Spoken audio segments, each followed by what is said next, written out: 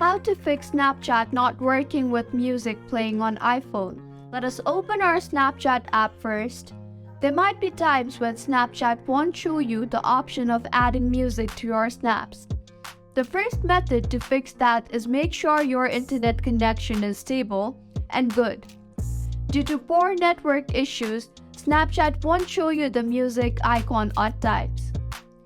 You might as well switch to cellular data if your Wi-Fi is poor. The next method is to make sure your app is up to date. To check that, go to the App Store and type Snapchat. You can see it is showing open here, so the app is up to date. If not, it would show update. The final method to fix this is go to Settings and then in General and tap on iPhone storage. Scroll down and search for Snapchat there. Click on it and then click on Offload app and reinstall it again. None of your data will be deleted, so you do not have to worry about that. By now, your bug should have been fixed. If you find this tutorial helpful, do subscribe to our channel. Thank you for staying with us until the end.